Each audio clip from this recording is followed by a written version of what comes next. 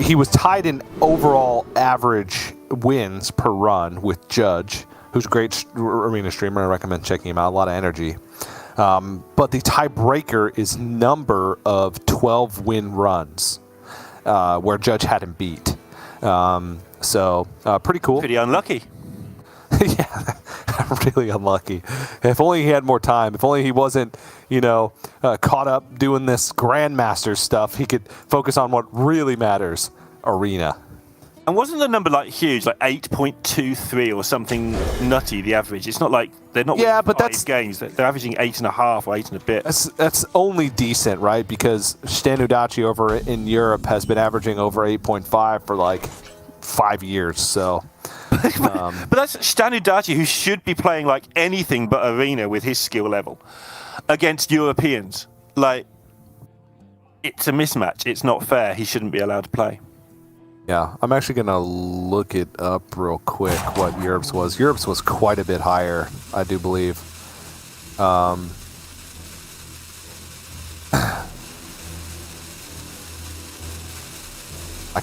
don't know where it is. Whatever.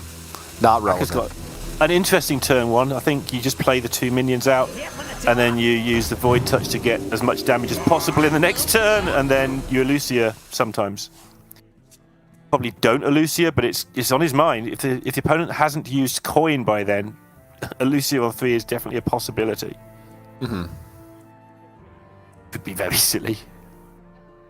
If Eddie forgets to play his quest, Elucia on 3 will be definitely played. He's saying he could steal the quest? Yeah. And then play Diligent Note Taker, and then you've got 2 quests. I found it. Still completely irrelevant, but I just wanted to tell you that I found it. If lnguagehackr was on Europe, he would be tied for 6th. Oh, so he's lucky. Yeah, Stanudachi had the same number of average wins as Hosoki at 8.63, a full 0.4 wins above America's, and Asia was... Their highest was... Wait, what? Hold on, this is relevant. 8.37, so America's was the worst, as always. All right, good. All right, now we can move on to Constructed, what we're here for. Some Grandmasters Constructed action. It's Conquest Week, week number 5, officially the first Saturday after the official halfway point of the Grandmaster season. It's Eddie versus lnguagehackr. It's the battle of East Canada versus West Canada. It's the battle of Shadow Priest versus Handlock. It's the battle of Mindrender Elucia versus the world. It's Fled trying to take down all the villains and be the hero. It's a tour guide. Can he just do the thing? This is what we need to work out right now, TJ. Can he just Elucia now? Take the coin, just throw it away so there's no soul rend available, and just smash all these little things into Eddie's face. The answer is yes. That's what he's going to do.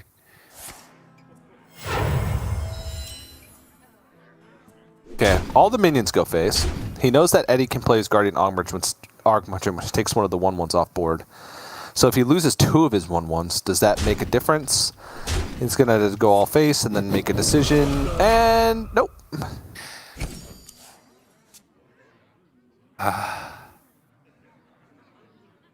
Eddie shakes his head in disapproval at... I mean, presumably at drawing the reader, but there's other things to be disapproving about here, such as the fact he's going to be on 3 health. And lnguagehackr just gets to play a Voracious Reader or a Big Merchant. Ooh, Big Merchant is enticing. It is. I'm not sure it's correct, though. It's a 5/6. I feel like it's pretty correct. He knows the hand. He knows there's a soul He knows the hand. Yeah. Now he has to trade in something, the 1/1 probably, just to stop the 5/6 taking any other damage. Puts 4 into face, and that's setting up 1 off lethal. That's his problem here. Yeah. He knows that one's happening. I don't think it matters that much because, even if you trade in the 1/1, right, it's like... he's still so far away from getting to 10 cards left in his deck to activate Blood Can't even Tracker if tap. you don't trade in. Solven tap, he's just dead to 5+2. 5, 6, and the thing. He can't do anything other than Solven because otherwise he's dead. So maybe he taps. What can he tap into then? So many possibilities. Knowing that he's dead over 2 turns. Soul Red. Ah, wait, he's got one of those. Maybe Solven's and taps, then he's dead. So Yeah, he needs like a touch off the top next turn. Yeah, I think Language Hacker can just feel comfortable playing Voracious Reader and Hero Power. I think the Hero Power is important because it shuts off the life tap. 0 out of 6. There you go. told you to steal the quest. Effectively. It's what he's done, yeah. Just stole a mana as well because Eddie had to play it. No, shoot him in the face. Surely. Yeah, because if you don't shoot him in the face, he can life tap into touch. I don't think one more card here is worth not punching him. Job's done. All right, so to work this out, if he gets touch,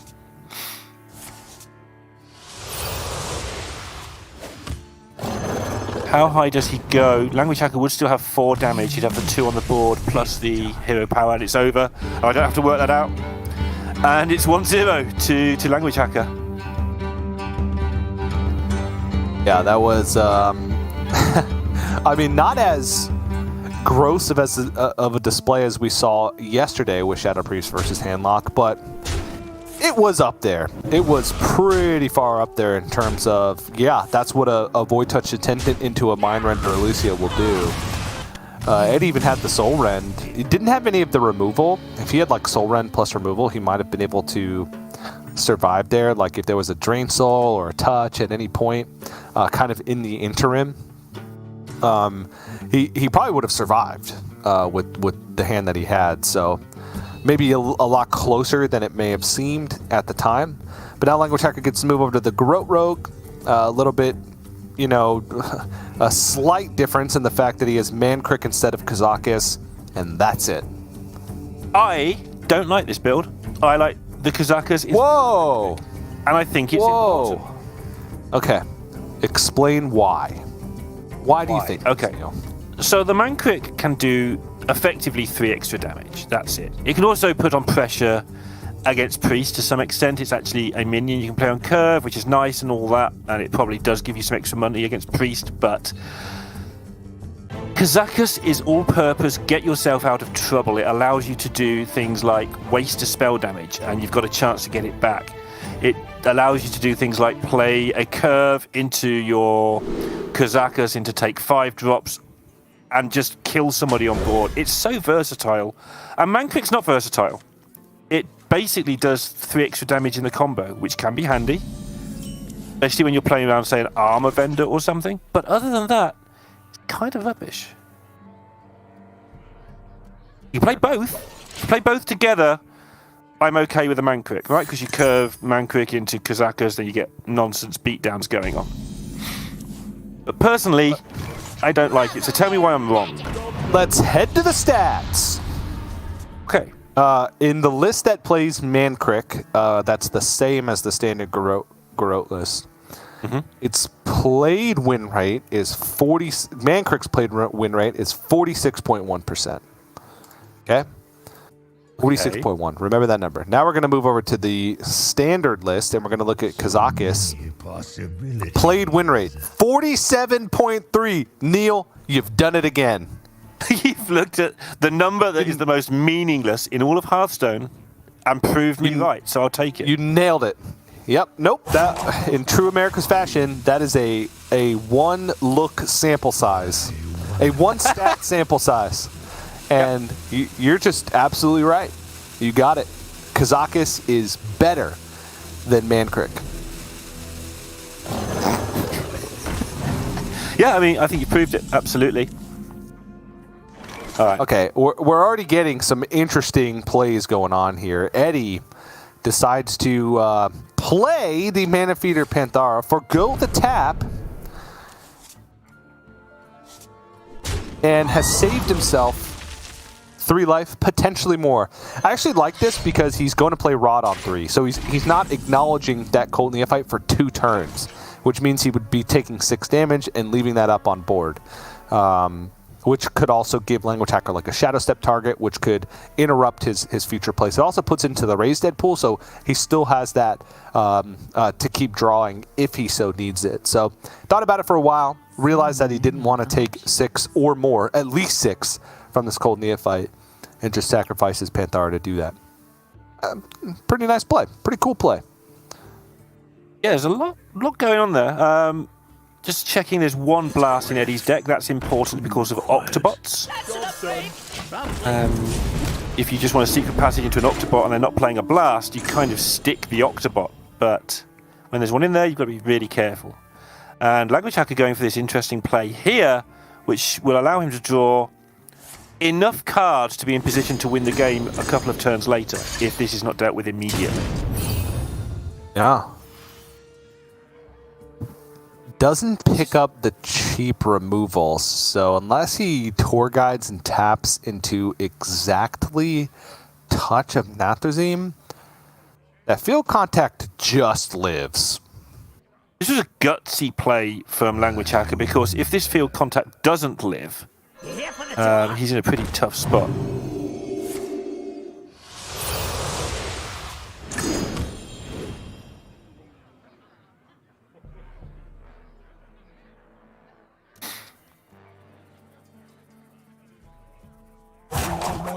Right.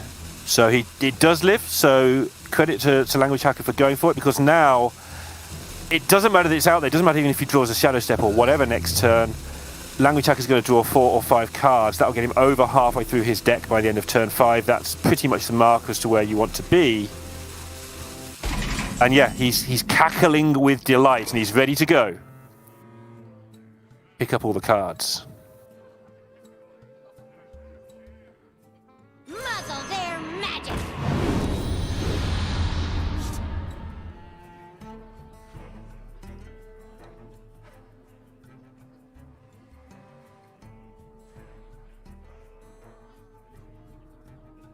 Excuse me, I've just lost everything. Oh my goodness. It's just... Jeez. It's all gone. There's nothing left. At least you still have your microphone to let us know that you've lost everything else. It's just all gone. Like, there's not even a house. I'm just sat here in the void now. Language Hacker, in the meantime... Lost his house, lost his car, lost his computer. It all just disappeared randomly. While Neil was casting that last turn, someone came in and stole everything. Took it all. Right. Luckily, Language Hacker did precisely 0 unexpected things there, including not drawing an Octobot. And he has had to basically make do with some Divine Shields. I'd like to see him actually Brain Freeze here, but he's going to save that because Giants are the way he loses. We saw that in the last match with Muzzy.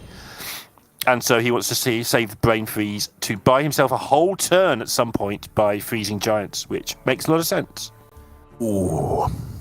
We get some Tamps and Touch action going on here. Cold Neophyte was played onto the board, which means Tamsin plus Touch is infinite. Well, you know, it's as long as you have mana. He can touch 3 times here.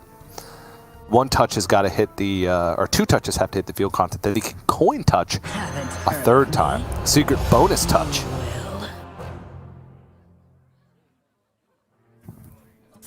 Or he could unstable. What? Okay. This is Raised Dead. This is Panthara and Tour Guide? I kind of like this triple touch. He's got to get rid of his contact. He's in real trouble as it is. If this lives one more turn, he's done. He can go home. Well, he is home, but he can stay there. Oh, okay. He's going for this plus touch to hold on to a 0 mana blast plus touch for the next turn. Okay. That's interesting. Man Crick!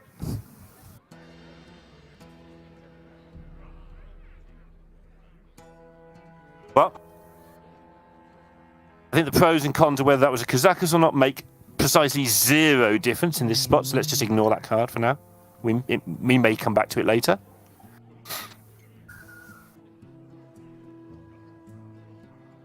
I guess it's pressure, actually. He could Shroud, see what he gets, and then just Mancrick. Or he can Secret Passage and try and fill his hand up. The problem is if you Secret Passage here, your hand's kind of full. And the idea of Secret Passage is to dump cards, but you dump cards like Swindle, which fills your hand up. But he gets the desired effect, basically, from the Shroud there. No Octobot is irritating, but he'll get that in the fullness of time. And still has 1 Brain Freeze, 2 Brain Freezes left for the Giants, which are coming any second. Yep. Eddie, with these this double Shadow Blast, though, has accelerated his ability to complete the quest quite a bit. So we could be getting to a scenario where Eddie actually matches Language Hacker in his ability to kind of go for kills. We'll see if that actually does take place, because Language Hacker is looking at, you know, maybe 2 turns, right?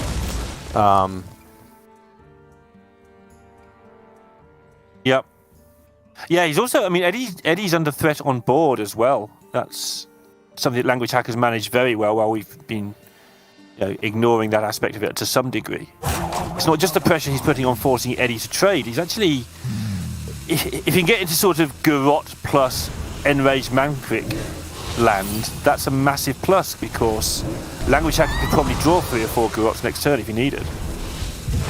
It's just not ideal. But yeah, the usual thing has happened, which is why we didn't talk about it.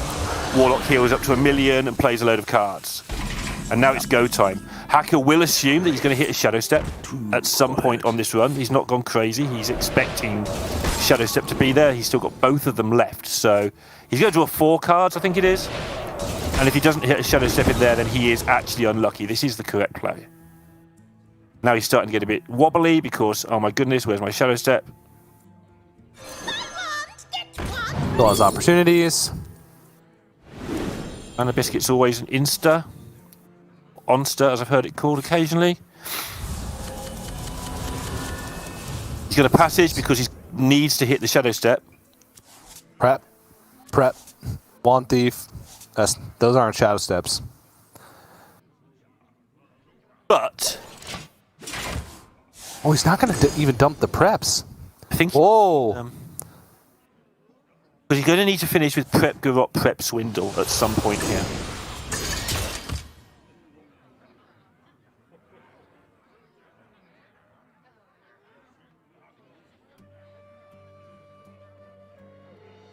Yeah, it looks So like he can still. and Scavenger Flesh Giant. Oh, perhaps he should have. It might even.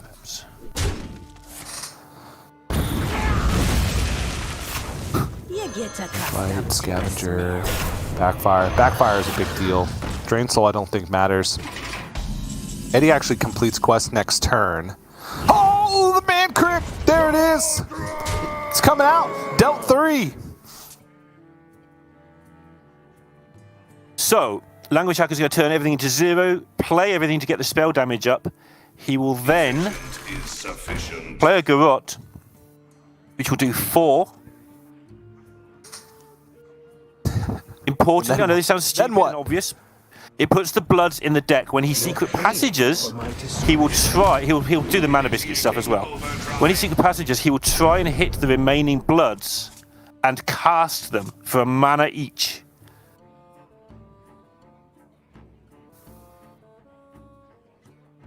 Okay, so if he does that, if he preps out a Garrot now, he would need to hit all 4 bloods and then be 1 damage off lethal. That sounds cool. He's got a Mana Biscuit. He's getting a bit more mana back. Okay, so now You get more cards out with this Swindle. I think he can. I think he's got enough mana to do that. he's got to go. Yeah, he's taking his time. Sweet, sweet time. And he's got to do it now because he'll lose the spell damage.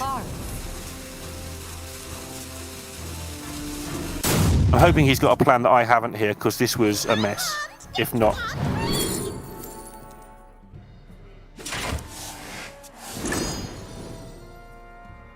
I think he needed to shadow step the org merchant so that he's got enough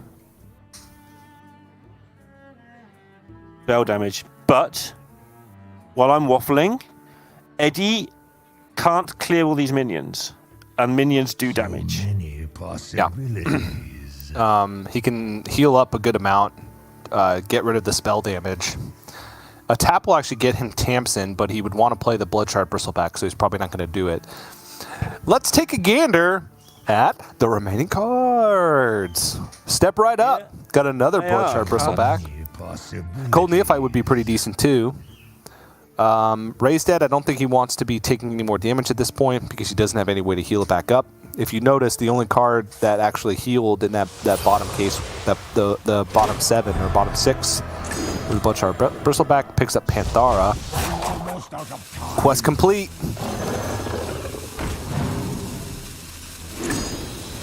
So he's going to Blood Mage and kill something with the Bristleback and probably trade over the Mancrick. Yep. Only 3 cards left. Swindle will pull a lot of those out. No, it won't, because there's no minion. It'll pull 2 out. Yeah, that's right. There's a Shadow Step, a Prep, and a Garrote in the bottom.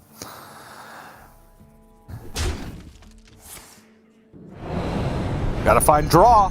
Looking for card draw. Huh! Jam Session or Arcane Intellect, the main 2. Fire Sale. Fire Sale. Oh, he's seen something with his Evo. Evocation. Oh, he can Evocation, then Octobot, Ethereal Aug Merchant, and discount all the Evocation stuff. And take your chance. That's what I would do. He's going a different way, and it looks like he knows better than me, but that's what I would do, what you just said. Why is he saying that was a mistake? What was a mistake? Was his play a mistake? Was Language Hacker's play a mistake? Whose play was a mistake? Choose soon.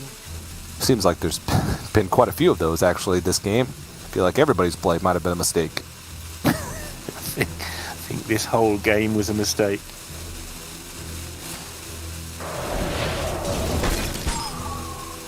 I don't even know what's happening anymore.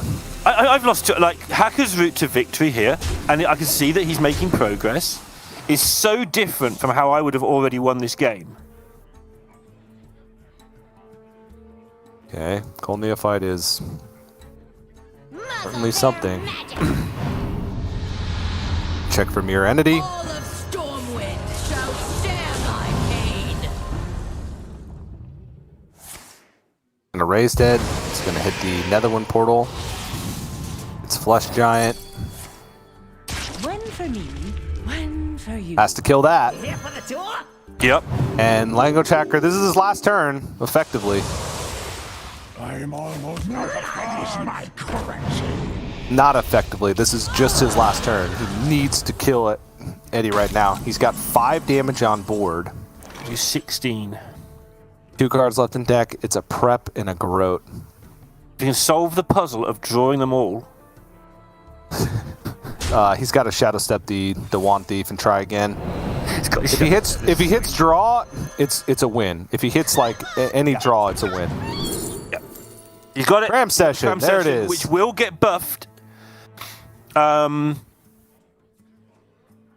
have a Shadow Step left though. He only has Prep and Garrote.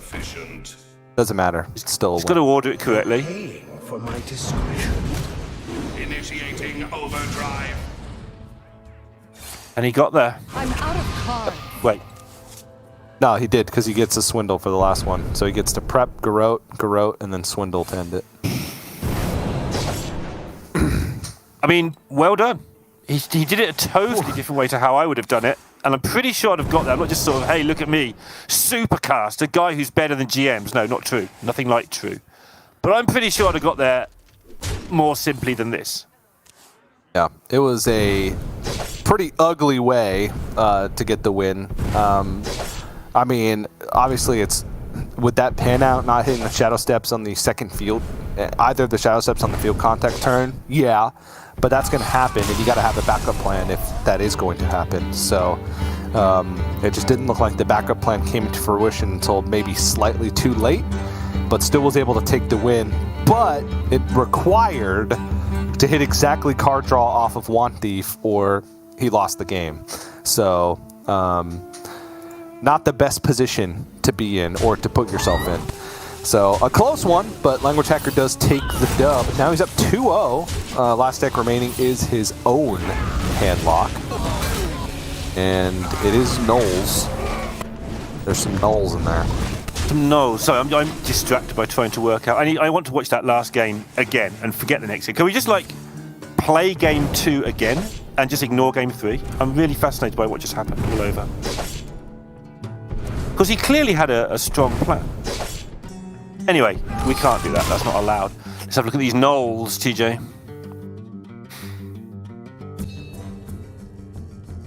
Nothing else of note, I guess. That seems like a short list. What's missing? Well, there's 2 coils, no Tamsin, no Blast.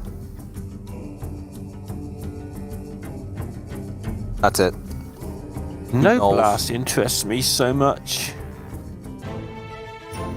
Yeah, I mean, I feel like a lot of players have been cutting it, and if you're not playing Blast, like if you're cutting on Blast, you're cutting down on the amount of Shadow Spells that you have, so then the Tamsin cut starts to make sense as well. This is kind of the list where you always just want to be playing a minion on the board pretty much every turn, playing the threats out. We saw this matchup earlier, or at least a similar version of it with Nalgidon versus Muzzy, where Muzzy was playing a list that was closer to Eddie's, with no Knowles and a Blast, and even with a rougher draw, was still able to just get the threats down quickly, get quest completion down quickly, and was able to get there. There's also no Vipers in either list, so if a Rod is played, the Rod will stay. So in the Muzzy game, the Muzzy was on with the Anetheron, and Nalgidon had the Rod, and the Anetheron won. But in this game, Eddie's drawn them both. Oh, Rod into backfire! Sound the horn. Was that the Rod into backfire horn? He tapped? Yeah. Hello? Uh-huh. He doesn't need Rod into backfire. That's not fair. He's going to play the game straight. Oh, he wants to backfire into an Anetheron. Okay, never mind. It's fine. It's all good. Okay. It's all fine. Wait, now we got to sound that horn. The backfire into an Anetheron horn. The exact same as the other horn. Slightly different, a little more higher pitched. He tapped! Now I don't understand. I don't have a horn for this situation. I'm all out of horns. So lost without them.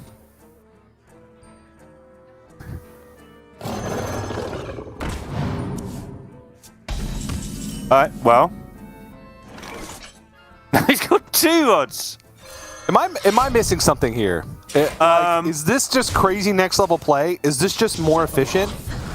Because let me do another one. I just did another Viper check. There's no Vipers. I mean, we did see Anetheron race a horn earlier. Race a rod. What are you doing to me? And we saw the Anetheron win. So maybe he wants to reduce different cards to the ones he's currently got, because his hand is kind of... I wonder. Nothing hand, and maybe he wants to reduce some good old stuff, like some giants and such like.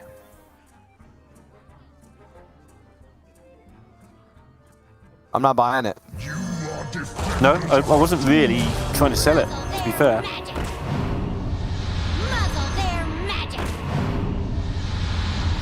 Has he read it?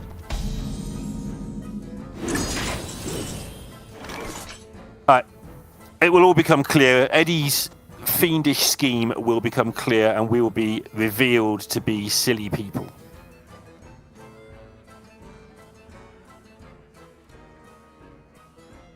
I mean, this play... Because he could have just done all this stuff anyway. And, yeah... Like, at the same time. But every other card in his hand would be cheaper. But he got to tap extra times, which advances the quest, and he still has the backfire to advance it more or do damage later. Okay. I see. That wasn't a massive reveal. I'm not sure that's right, but by getting extra taps in, you're getting extra advance on your question, right? Sure. And if By making your cards happen, cheaper, you can then fit more taps in later on, too. Right? Yeah. You can still play the same amount of stuff, but just keep fitting in the taps. but you've missed taps you can never get back. Or faucets, as they're called in the States.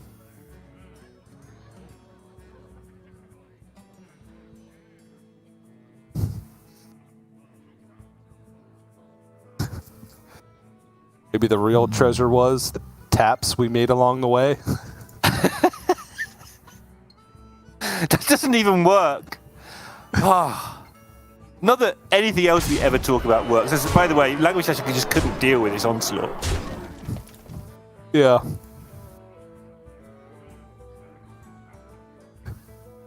I mean, this turn, what else are you going to do besides Rod plus Backfire? He's obviously going to Soul Rend.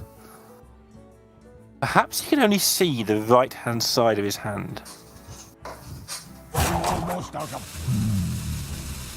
Like his monitor's like broken and he can't actually read that card. It's like every single turn this game, Eddie has tried his hardest to convince himself that playing the Rod was not correct. And he finally gave in and he's like, fine. Yep, you forced me into it, game. I'm not even sure why this card's in my deck, but I'll play it. Yeah.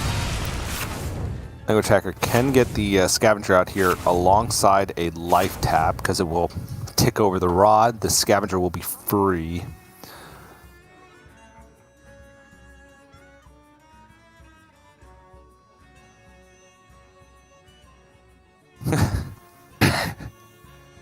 What is taking I so don't even Well- know anymore. I'm just gonna keep saying. What are we even doing here? I'm not sure. We're waiting for Fled. Isn't that what all people do? Yeah. We're just in the caster house waiting for Fled. I thought you lost your house. Yeah, I mean, Along with every single one of your other possessions. imagine if that happened. Oh my goodness. You here for the tour? It's just all at once. It just got sucked up. Except for your computer and your headset and whatever's giving you internet. I don't even know. Whichever Ooh. neighbor we're stealing it from today. Thalnos Coil will actually make these scavengers free because it'll draw the last two.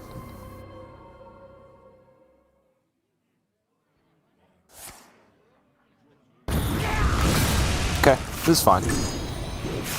I was thinking like going Thalnos Coil, and then that would draw him down to 10 cards in the deck, and then he could double Scavenger Bloodshard Bristleback. But this gets him deeper into his deck, which is valuable, right? Usually a player that can get value off Soul Rend has a significant advantage because they're approaching fatigue faster, which means once they actually do play Tamsin, they're in a good spot. And now Eddie just gets to reload with all of the biggest stuff and has the Bloodshard Bristleback still there for later on. Gets to keep cycling as well. Yep, and it's really tough for Language Hackr to deal with all this, obviously. But the extra taps have got that quest marched along into this endgame as well. Okay, what's As with- Raised Dead Pool? Let me quickly find that now. There is Tour Guide, Panthara, Scavenger, Knoll. Not enough. Nothing of use. I mean, there's stuff of use, but not right now. Yeah, it looks like Language Hackr is just going to have to,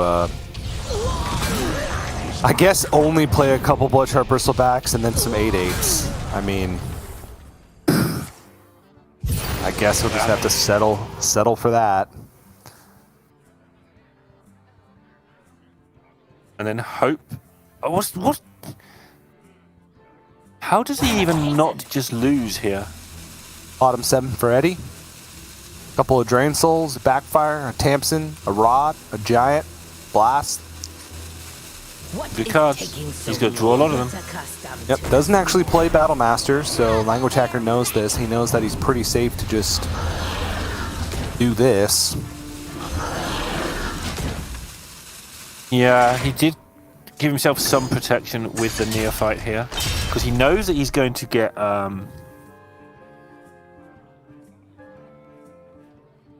removed a lot of the time. Ooh, this is tough. Can he just tap, take his last card, and then just blow up the rest of his deck? Tap. Blow up the rest of his deck. The quest has just gone to the 3rd stage, right? Haven't heard of me? Yeah. You will. But why wouldn't he I guess the other take his card question is, first? does he have Why wouldn't he take his card first? Does he want to just complete quest with it? He wants to get into fatigue unless he mapped this out. Oh, never mind. He's not destroying all of his cards. I thought he was going to double Soul Rend immediately. No, I'll he gets to draw his cards. If he wants his card, right? Because if he Soul Rends first, he actually gets into fatigue. So if he mapped out the quest completion correctly, with Backfire gone, maybe he doesn't even want the card. All right, he does want the card. Tell me if he wants the card or not, TJ. You're confusing me. No. I don't know if he wants the card. I don't think he even knew if he wanted the card. He can't handle the card. He was trying to math it out. So he'll take 2 next turn and then tap. He'll take 5. Okay, it's not efficient at all. But whatever. Gonna get there. I think he's found the way. I don't know. Yeah, this is it. This is all he has left, and he's still very far away. Here for the tour? Because Language Hacker's going to actually play his own Tamps in this turn. Yeah? Well. Oh, no, he's not. That was the first No, he's only completed the the second part. Yeah. He hasn't unleashed the Tamsin or whatever you have to call it. Eddie's got enough stuff in hand to clear another board of sort of idiots. And he knows there's not much left to get rid of in terms of non-idiots. So he's okay. He's got a lot of health gain in his hand. So he should be able to get his Tamsin down. Like you say, the efficiency levels are off the charts in the wrong direction. It should be fine.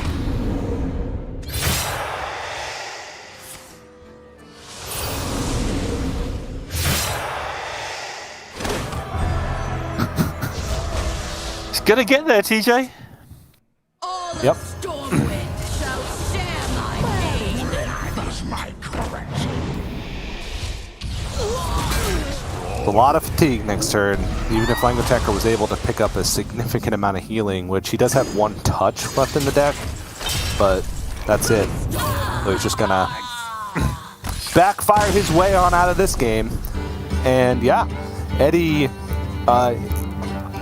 the more I look at it, the more I kind of liked how he went about it. He went for just efficient quest completion, right? And he went for that big swing turn, not knowing if he was going to be able to draw the right cards fast enough with just Rod into Backfire, but instead taking the quote-unquote safer approach of just completing the first quest with taps, and then once Language Hacker had a dead turn, like a dead turn in terms of quest completion and threats, then he knew that he could safely Rod plus Backfire and then gain a significant advantage from it. So I made a big hubbub about it, but I think it honestly worked out.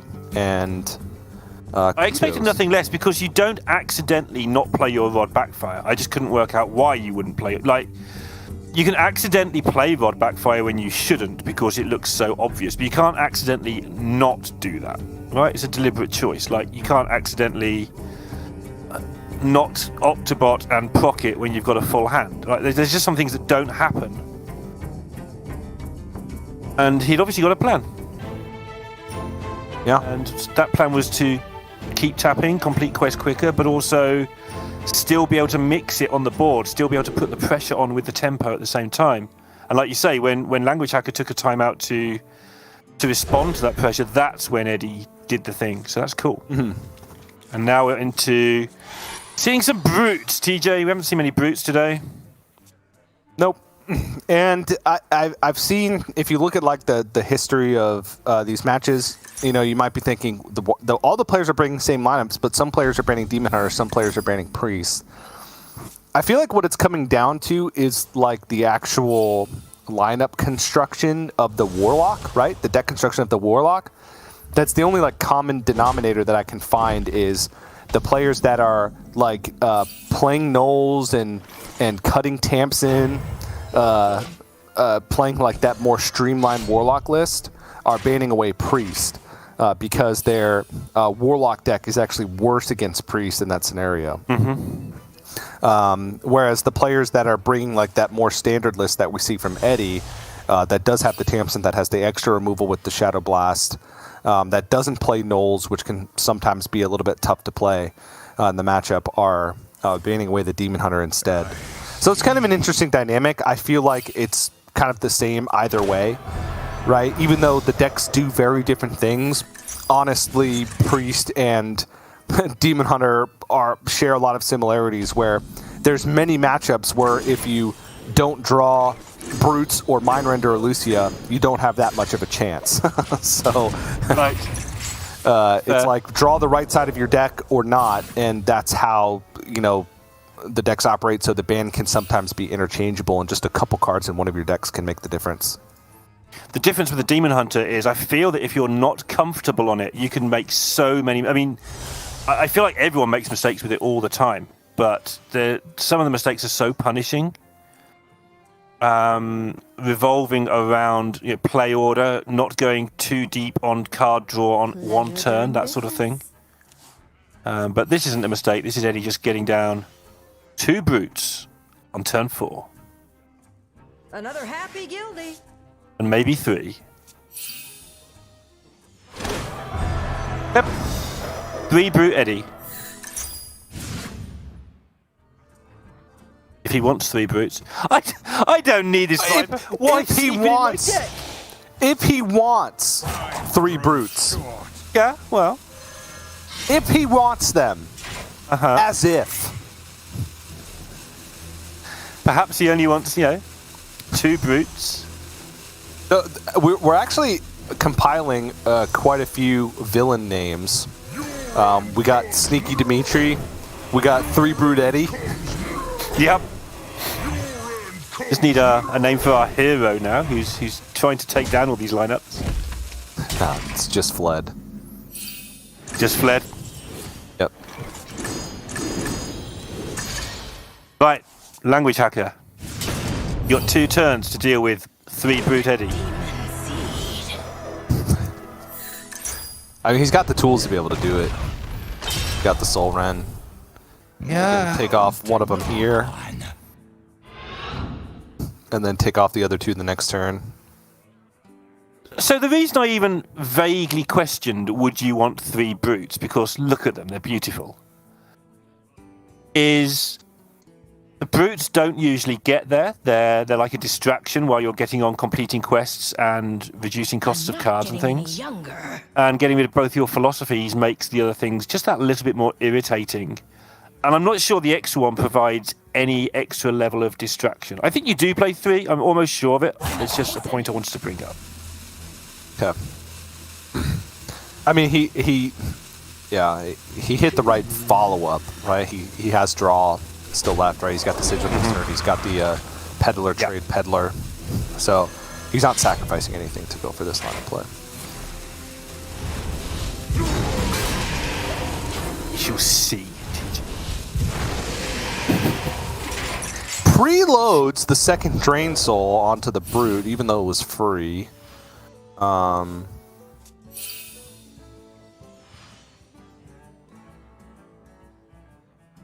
Interesting.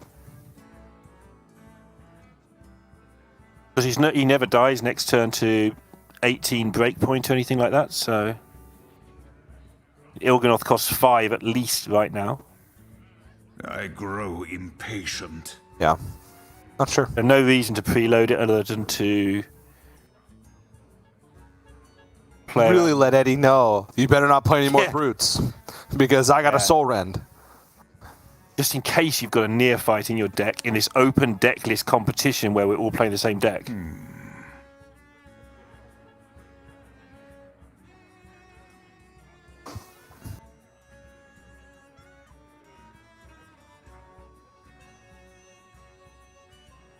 Time grows short. Well, Eddie, I reckon you should hit him with the brutes. Yep, going to dump the immolation oil. You see this a lot. These are when I say there's a lot of mistakes you can make. This is the opposite of that. This is a nuance in you're really trying to make your deck pure as possible. So you've got to get rid of all the junk like immolation order, or even though you put yourself in soul rend range. Weirdly. Oh, there it is. You got it back. This might have been a potential downside to going with the preemptive Drain Soul, right? Because Eddie knew or had a good idea that Soul Rent was actually there, and so he was more inclined to glide it away. But maybe that's what Language Hacker wanted. Maybe Language Hacker didn't particularly like his hand and said, you know what? I'm going to try and make you glide. Because I don't like my hand. I want a new hand. New hand hacker? I doubt that's it, but just trying to, make some sense out of what's been happening. Yeah. Actually, it does play around glide. Like, the preload did play around glide. It wasn't necessarily trying to force it, but it did give him an extra card. He wouldn't have had it if he hadn't preloaded it. So that's the thing, and it's not really a card he ever going to need. When do you need to ever drain soul ever again with this deck? You kind of don't. Yeah.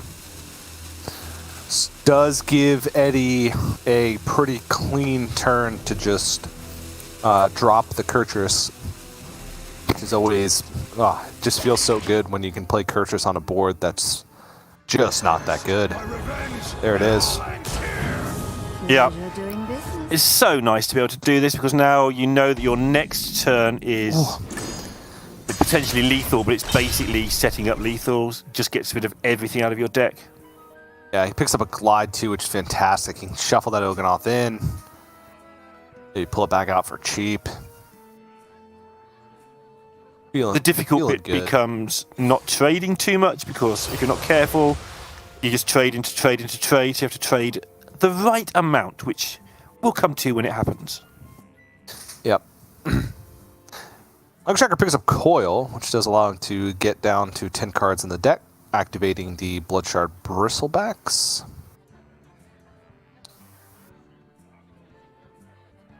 Unfortunately, can't do both of those to cleanly clear off the Kurtrus, but Yeah, he wants to play the Coil on the Kurtrus, but he can't because the 1 damage just doesn't add up nicely. I must hasten. It's still fine. it's all fine. The Demon Hunter's still, a little bit weak on removal. I know that they've added in some removal now, and spell damage has got better, but it's still always threatening to put these massive boards down against them. Well, is this massive in Modern Hearthstone? This fairly big board. This is a reasonable board.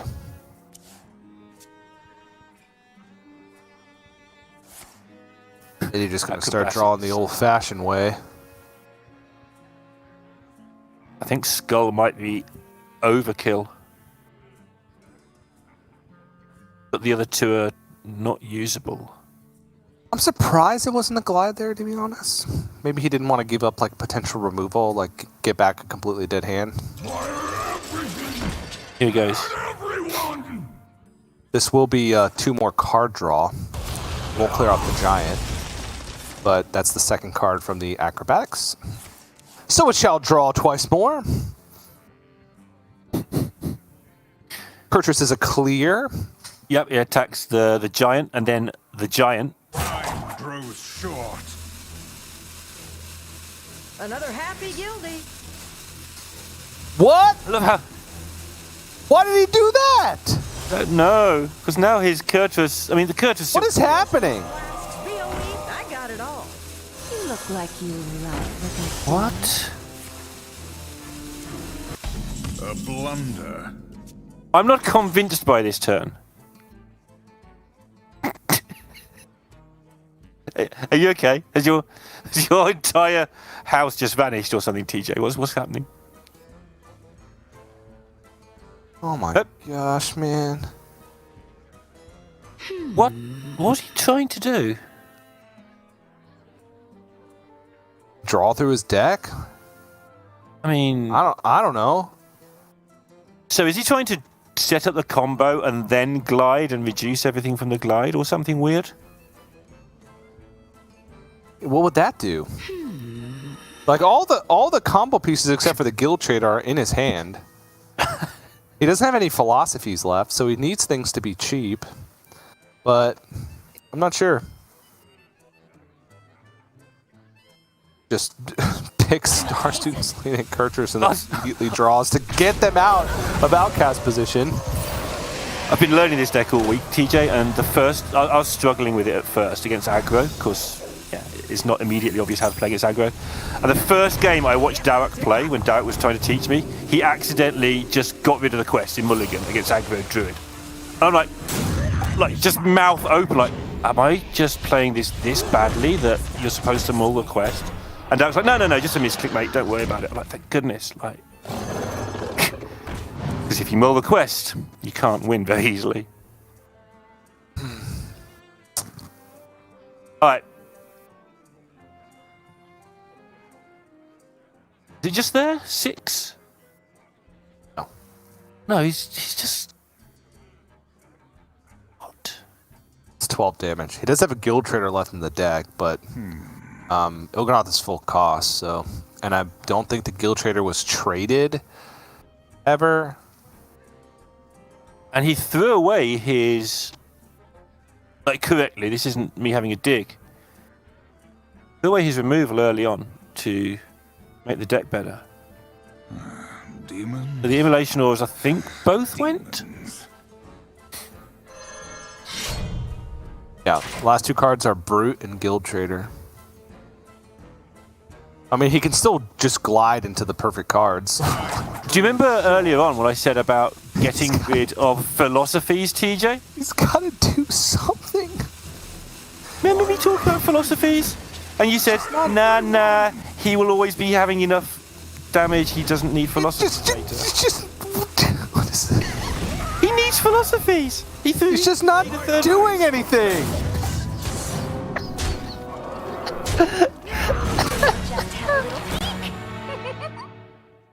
Oh my.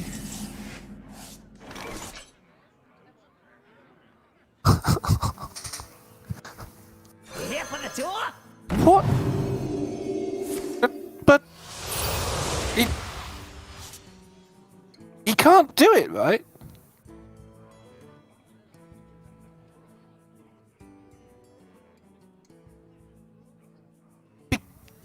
So many reasons.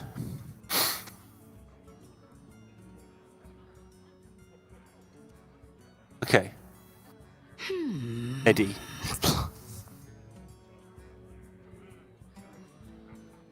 Good talk. Guild Trader, Brute.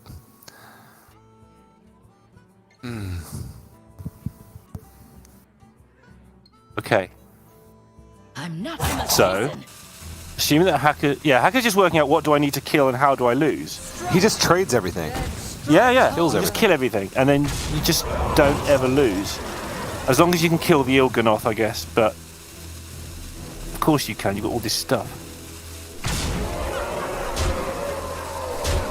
Not many cards left. As in, it's a giant, not because there's any cunning plan. Am I going crazy? He can't generate any cards here. He doesn't have No, anything he big can't. to play apart from one Brute.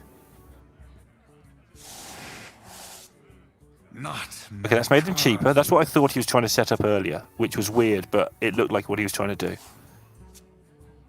He can stick an Ilganoth on a Brute. He can get rid of the giant on the other side of the board. They'll only be facing a 5/5.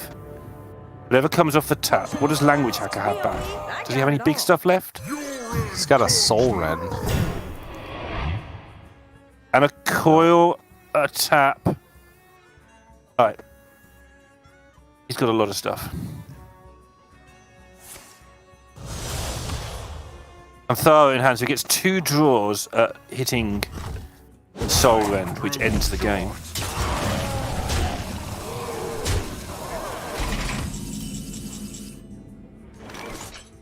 Okay, touch. 3 draws, actually.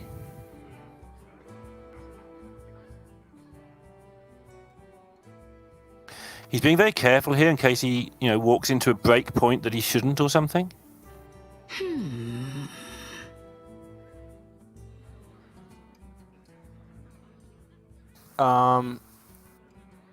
Yeah. Huh. Coil. Ticking down. Still has another draw, but if he uses the coil to draw, he actually doesn't really have anything left in his deck that clears the Il'gynoth. His last 4 cards are double Cult Neophyte, Soul Rend, and a Null.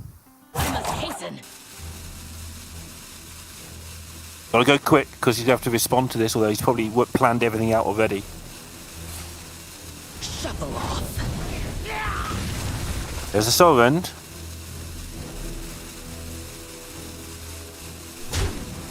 Gotta go, Hacker. You've just gotta go. Out of cards. And He's gonna die. He's dead. He can't kill the Il'gynoth next turn. He needed to play the Panthara.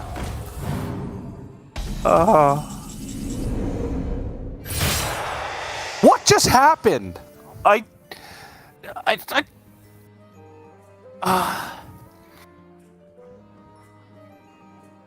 didn't understand anything that happened in about the last 6 turns of this game.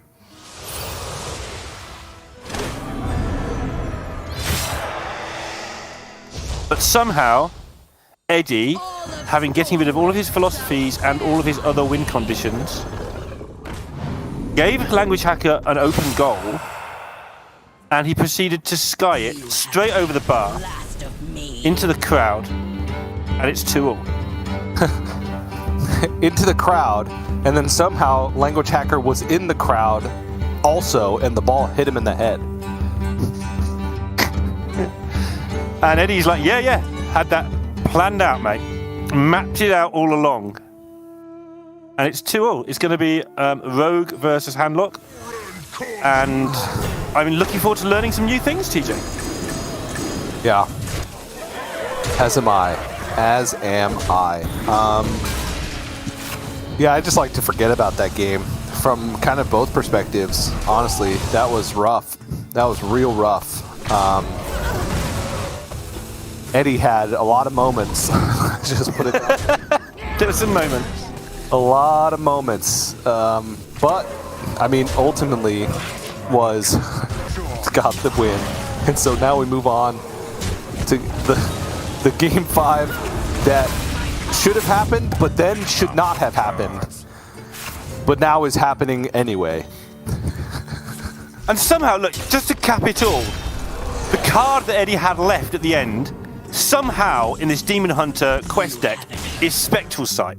It's a free Spectral Sight is his final card. How do you end the game with a free Spectral Sight as your only card? Okay, I can understand it if it was like his last card. He drew that like 5 turns ago. Just been And there. could never quite find the time to fit in a free Spectral Sight.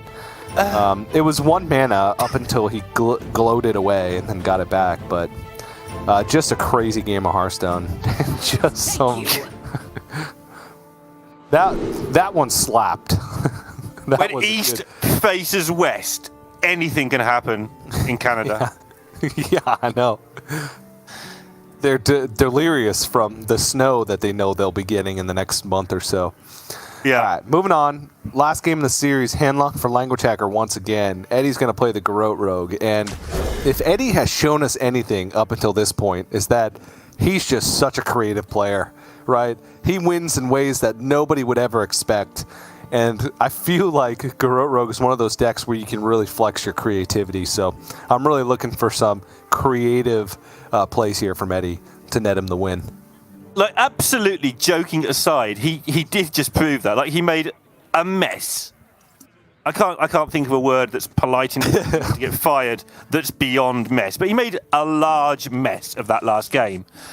Eddie, and then like the brain kicked in, the creativity kicked in, and he just found a way to get in a position where he might be able to win. Eddie is the best player in the world at maximizing his chance to win after making a colossal misplay. There's no other contender. Like 2-minute warning defense is amazing. Gets the ball back, forces fumbles, everything. But why is he behind by 17? Or to make a hockey reference, he punched one of his own players in the face and got sent to the penalty box, but then rallied, down a man, and still scored a goal with an empty net.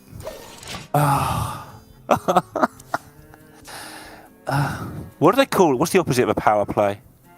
Oh, I don't remember. Which is used awkward. there is I a used to phrase. watch a ton of hockey. Yeah, me too.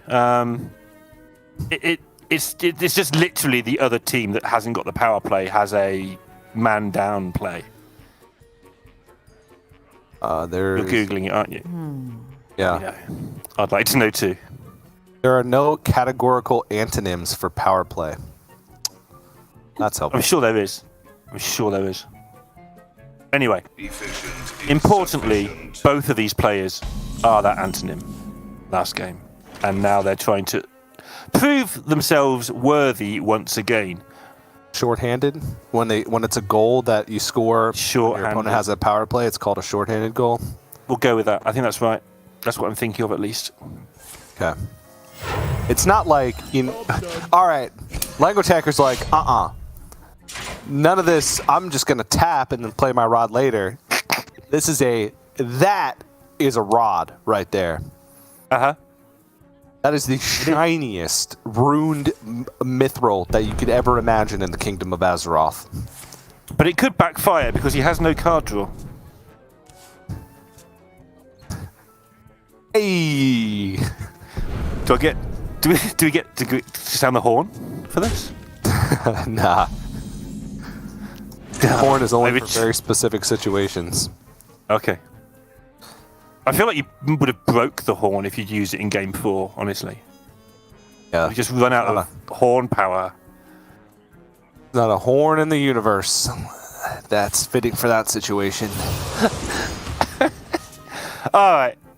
2 cards drawn. This hand is so grim for Language Hacker, by the way. Uh-huh. It changes fast, like Flesh Giant into Battlemaster wins games. But that's a long way off.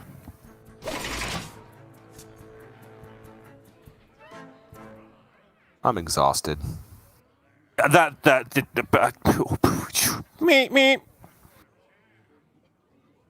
my professional analysis of this situation. Right, Eddie's going to actually reduce costs. Hits a field contact. And hits a second Octobot. Like the secret passage here. Language Hacker's like, whoa! But I like this. I think this is fine. Yeah, I mean, it's just a good way of burning cards, as much as anything. Actually gets to play a neophyte and probably give it Divine Shield to get a little bit of pressure on here. It's kind of nice. Yep. I wouldn't even mind a prep dump here. Yep. Easy to dump the prep with a Foxy in your deck, I think.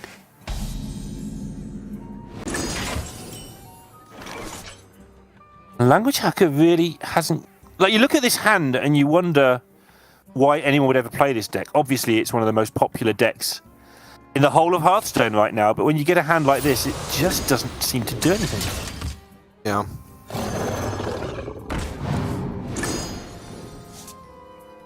Do a lot of good stuff here. Get the free tour guide down as well. Load up the tap. Flesh Giant can certainly come down next turn. Muzzle their magic. Yeah, that changes things rapidly. And I think with that in mind, Eddie, I mean, he doesn't know, but you know it's coming soon. Eddie needs to go. Draw as many cards as possible now, preferably without wasting the Org Merchants. Ethereal ones, thanks.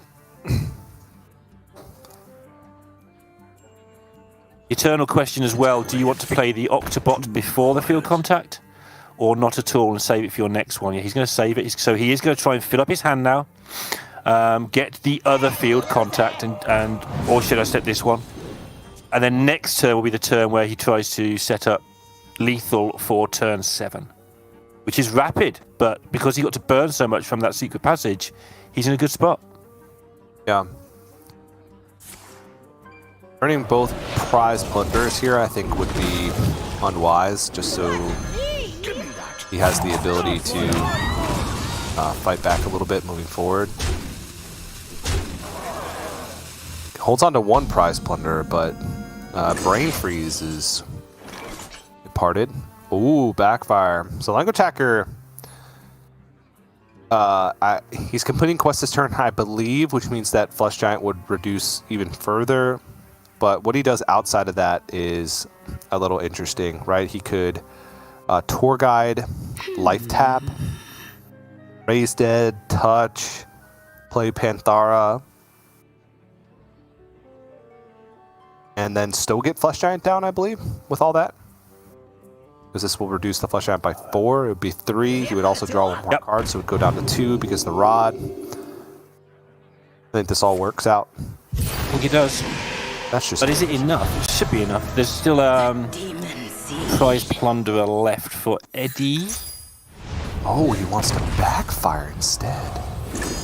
Oh.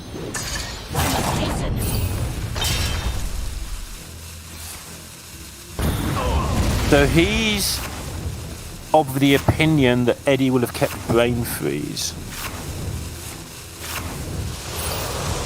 But he wasn't that bothered about launching out the giant necessarily. You get accustomed to the smell. Here for the tour? Yeah, still an interesting turn though. I guess he needed to kill the field contact, so Soul Rend had to happen.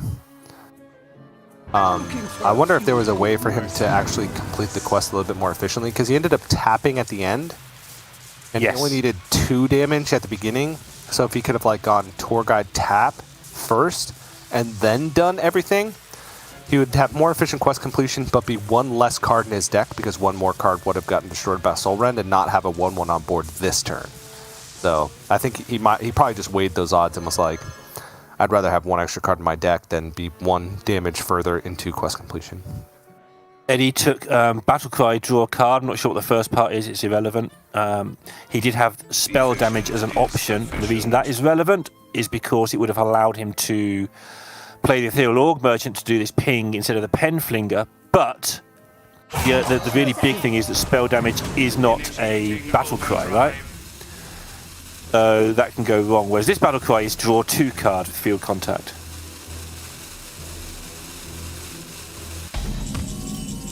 That's second Octobot though. And it will get killed. So Eddie's got to win the good old honest way. Alright, that's good. Can he win next turn? I don't know. 1 prep left in the deck. 11 cards is a lot. I'm gonna take a wild guess here and say absolutely not. I'm going to take a guess and say no because he's going to get near-fighted. Otherwise, I'd say yes. But the near-fight will make a mess of things.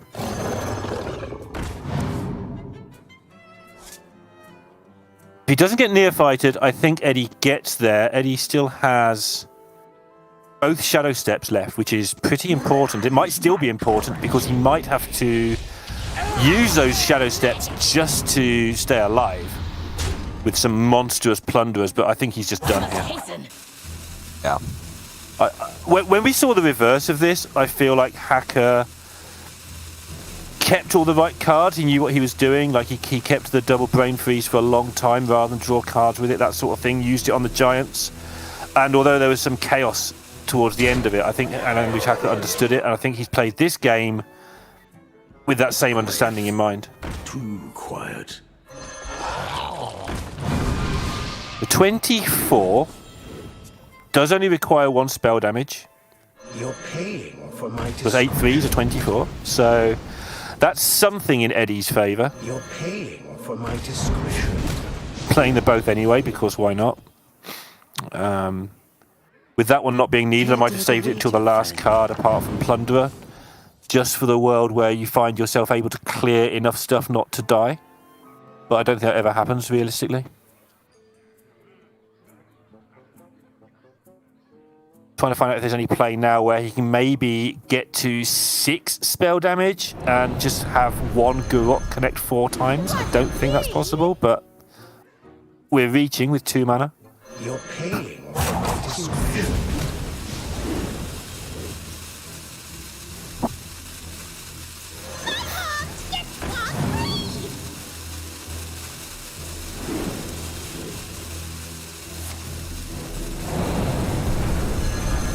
lnguagehackr? He's got to play the Garrote. He has no board space.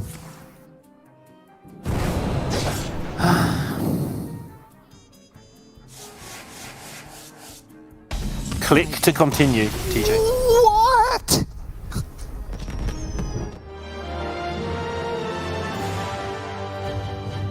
So the only way you can win that is by getting lucky, and the only way you can get lucky is by having Garrotes in your deck, because they're not just going to appear from the sky. lnguagehackr takes it down 3-2, ladies and gentlemen. Fled claims another victim. There are now only 5 bad guys left. What was he hoping for? What was he hoping that was going to happen there? That one of his minions would magically die? Yep. Magically dying minions. Oh, man. Like, I mean, he had a small chance of victory there if he had just Garrote first and then go with the Ethereal Og Merchant after. At one point, he could even have stopped at 4, okay, Garroted, killed off his own minion with the, was it a Plunderer there? And then spell damaged again, and would have needed all 3 bleeds to come out of the deck, I believe. But yeah, that's what he was going for. At least it would have given him a chance. He was going to. He was trying to do the. No, he wouldn't. He wouldn't have been.